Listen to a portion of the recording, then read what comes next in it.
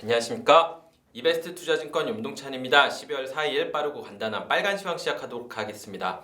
어제 뉴욕 증시 하락세로 마감했습니다. 3대 지수가 모두 하락했고요. 다우 지수 같은 경우에는 1% 미만의 하락세를 보이기는 했는데 나스닥 같은 경우에는 2% 가까운 하락세를 보였으니까 나스닥이 훨씬 큰 폭으로 하락했다라고 보시면 될 것 같은데요. 어제 하락한 이유 같은 경우에는 두 가지로 가장 중요하게 말씀드릴 수 있을 것 같습니다. 첫 번째로 고용 지표가 예상보다 안 나왔고요. 두 번째로는 그럼에도 불구하고 여전히 테이퍼링 우려를 자극하는 발언들이 나오면서 하락세를 보였다고 보시면 될 것 같습니다. 오미크론 변이 같은 경우에도 여전히 시장의 우려를 자극하고는 있지만 어제 같은 경우에는 고용지표 이슈가 좀 더 컸다 이렇게 보셔야 될 것 같습니다. 고용지표에 대해서 먼저 말씀을 드리면은요, 예상보다 안 나왔습니다.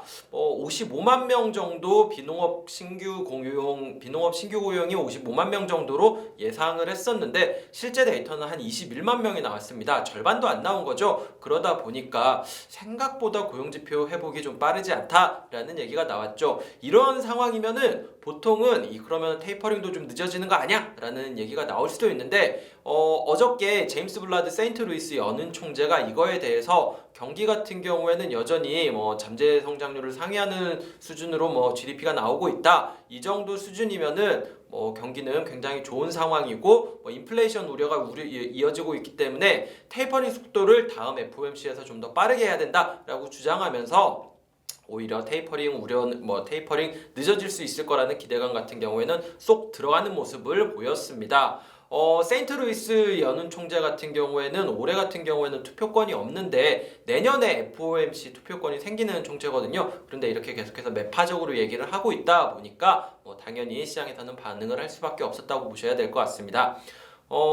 시장 금리 같은 경우에는 하락하는 모습을 보였는데요. 시장 금리 하락하면은 보통 성장주는 그나마 좀 나은 상황이어야 되는데 이렇게 테이퍼링 속도를 빠르게 해야 된다, 더욱 빠르게 해야 된다 이런 얘기가 나오다 보니까 나스닥 같은 경우에는 3대 지수 중에서 가장 큰 폭으로 하락했다고 보시면 될 것 같습니다.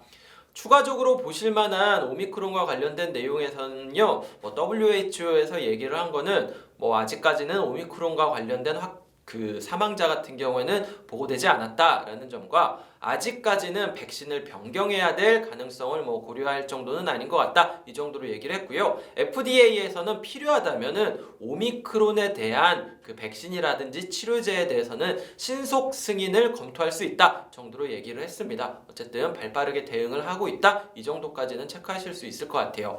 업종별 종목별로 보면은요. 어저께는 방어적인 성격의 업종들이 전반적으로 긍정적인 모습을 보였습니다. 유틸리티라든지 필수 소비재 음식료 같은 업종들이 전반적으로 나왔고요. 다른 업종들 같은 경우에는 헬스케어까지는 괜찮았는데 나머지는 전반적인 약세를 기록했다고 보셔야 될 것 같습니다.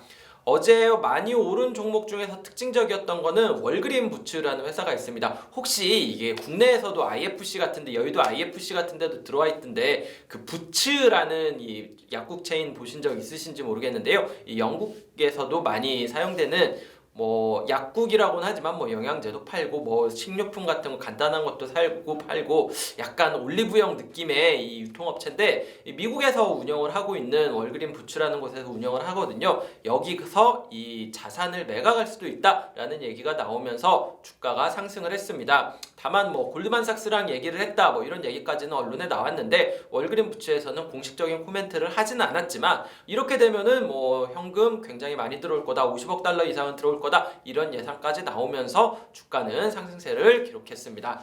두 번째로 많이 오른 업종 같은 경우에는 음식료 업종에 대해서 말씀을 드려야 될 것 같은데요. 코로나 한창 터졌을 때랑 비슷하긴 한데 방어적인 성격도 가지고 있고 사람들이 외출을 안 하고 집에서 음식 많이 만들어 먹으니까 이쪽 같은 경우에는 수요가 나타날 거다라는 기대감 때문에 강세를 기록했습니다. 대표적으로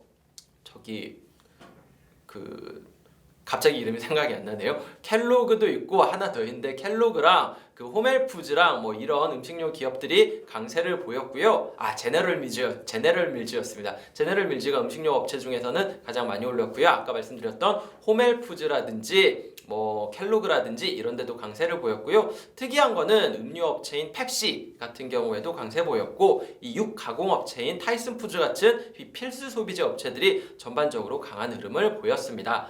떨어진 종목들에 대해서 말씀을 드리면은요, 어제 같은 경우에는 어도비 떨어진 거를 말씀드려야 될 것 같아요. 어도비 같은 경우에는 사실 그 자체적인 이슈는 없었습니다. 근데 다른 소프트웨어 기업 도큐사인이라는 업체가 실적을 발표했는데 실적이 예상치보다 약간 안 나오기도 했고 가이던스를 좀 예상보다 낮게 제시하면서 주가가 하루 만에 40%가 날아갔습니다. 굉장히 하루 만에 큰 폭의 하락세였죠. 도큐사인 같은 경우에는 이 문서들 사인 같은 거라든지 전자결제라든지 이런 계약서 관리해주는 소프트웨어 업체인데 여기 실적이 이렇게 안 나오고 가이던스가 낮아지다 보니까 어도비 같은 경우에도 이 사인과 관련된 그 전자서명과 관련된 프로그램을 그 소프트웨어를 같이 판다고 하더라고요. 이 어도비 역시 영향을 받을 거다라는 평가에 어도비 역시 한 8% 정도의 약세를 기록했습니다.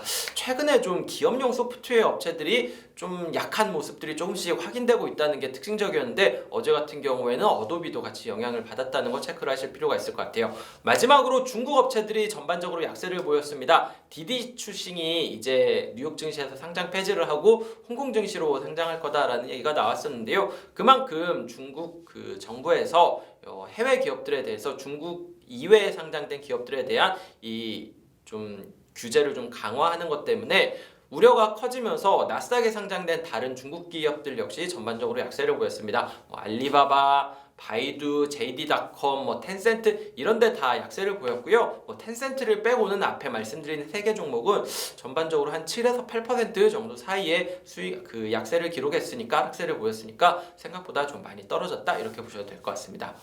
네, 오늘 준비한 빨간 시황 여기까지 말씀드리면 될 것 같습니다. 비는 다 그쳤는데요. 여기 아침에 뉴스 보니까 전남 지역 같은 경우에는 오전까지 계속 비가 온다고 하네요.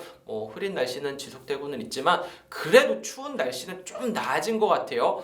주말까지는 그래도 좀 썰렁하고 다음 주에는 좀 따뜻해진다고는 하는데 그래도 오미크론 이슈도 있고 하니까 추운 날씨에 좀 외출보다는 좀 오늘 이번 주말은 좀 댁에 있는 것도 괜찮은 선택이 되실 수 있을 것 같습니다. 네, 오늘 준비한 빨간 시황 여기까지 말씀드리도록 하겠습니다. 시청자 여러분들 다들 즐거운 하루 되시길 바라겠습니다. 감사합니다.